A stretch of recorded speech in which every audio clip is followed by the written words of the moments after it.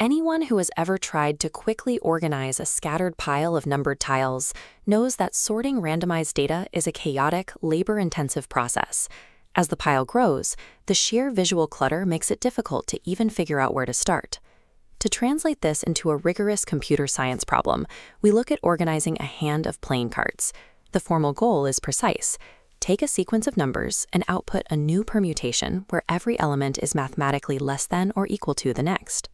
While sorting is an intuitive action for humans, determining the objectively optimal method for a machine requires stripping away physical intuition. We must rely entirely on mathematical proof.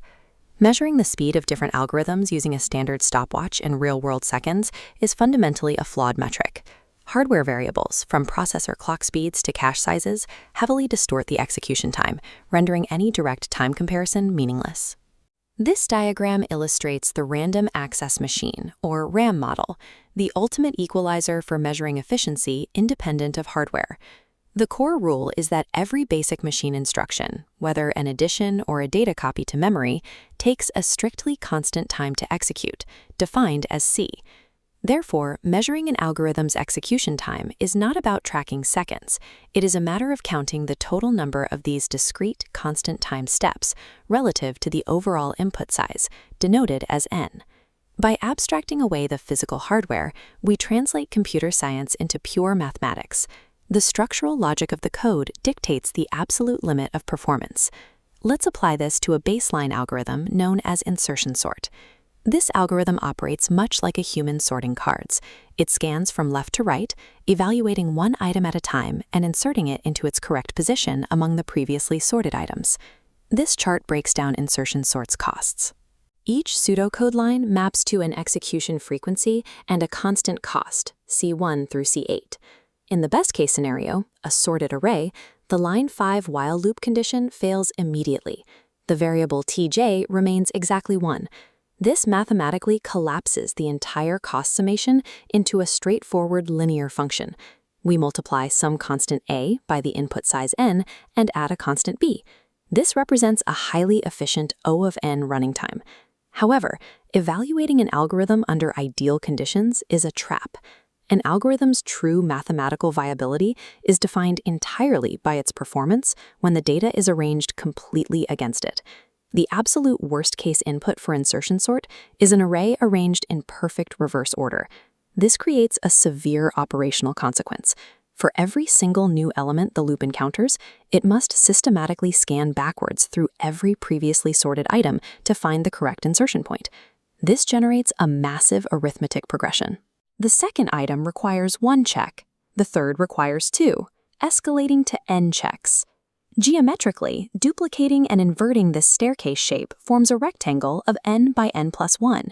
The total checks equal exactly half this area. Because this arithmetic sum evaluates to an n-squared variable, the total execution cost formula for the algorithm inflates into a quadratic polynomial, an squared plus bn plus c. The nested loop structure of insertion sort inherently forces this arithmetic progression. It permanently locks the algorithm's worst-case efficiency into a steep, unavoidable O(n)² curve, where doubling the input quadruples the execution time. To break past this quadratic barrier, we cannot simply buy faster hardware. We must restructure the architecture of the code itself. Merge sort uses a divide-and-conquer strategy. The top half splits the data until every subproblem is a single, isolated element. In the conquer and combine phases, these elements are systematically sorted and merged step by step, building upward to form the complete ordered array. The mathematical recurrence relation for this operation is distinct. The total cost equals the time spent recursively having the problem, plus the linear time required to sweep through and merge the divided sets back together. By continuously dividing the data structure rather than scanning it linearly, we construct an entirely new geometric shape for data processing limits. This recurrence tree calculates total execution cost. Horizontally, across every level, merging all nodes equals a constant c multiplied by input size n. Vertically, because data splits by 2 each step, the tree's total depth is the logarithm base 2 of n. To find the final asymptotic cost, we multiply these two dimensions. The constant linear cost per level, n, multiplied by the vertical depth, log n, results in an incredibly efficient O of n log n complexity. This logarithmic structure is the critical advantage. It forces the algorithm to scale effectively as datasets grow massive, completely bypassing the massive quadratic growth seen in nested iteration loops. Let's run a theoretical shootout to demonstrate why Big O notation dominates physical specifications. Computer A is a state-of-the-art supercomputer, but it is running the poorly scaling insertion sort. Computer B is an obsolete, exceptionally slow machine.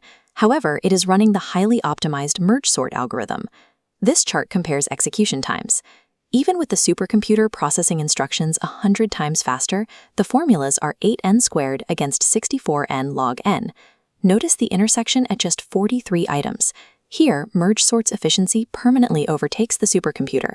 The older machine always wins. Hardware upgrades only ever by a constant factor of time. Absolute scalability is dictated by algorithmic architecture. Mastery of computer science belongs to those who engineer the math itself.